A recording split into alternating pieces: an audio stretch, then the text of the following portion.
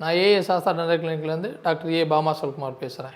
நிறைய பேஷண்ட்ஸ் என்கிட்ட வர்றவங்க பல்லு வலின்னு வருவாங்க.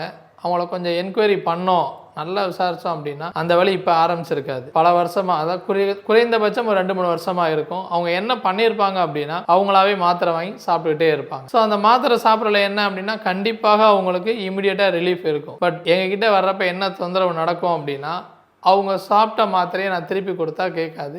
ஸோ அதுக்காண்டி நான் ட்ரீட்மெண்ட் பண்ணாலுமே ஹெவியான டோசஸ் டேப்லெட் கொடுக்குற மாதிரி போகுது. அந்த ஹெவி டோசஸ் கொடுக்குறப்ப அவங்களுக்கு என்ன வருது அப்படின்னா வயிறு எரிச்சல் வர்ற மாதிரி இருக்குது, தலை சுற்றுறது வர்ற மாதிரி இருக்குது, இந்த மாதிரி சில சைடு எஃபெக்ட்ஸ்லாம் வர்ற மாதிரி ஆயிடுது. ஸோ இதனால் உங்களுக்கு ஒரு பிரச்சனை இருந்துச்சு அப்படின்னா அதற்கான டாக்டரை இமீடியட்டாக பார்த்து அவங்ககிட்ட நீங்கள் என்ன மாதிரி ட்ரீட்மெண்ட் பண்ணணுமோ அந்த மாதிரி பண்ணிக்கிட்டீங்க அப்படின்னா உங்கள் உடம்புக்கு ஃப்யூச்சரில் தொந்தரவு இல்லாத மாதிரி அவங்க ட்ரீட்மெண்ட் கொடுக்க முடியும். மெடிசின் எதுனாலும் அதுக்கு தகுந்த மாதிரி கொடுக்க முடியும்.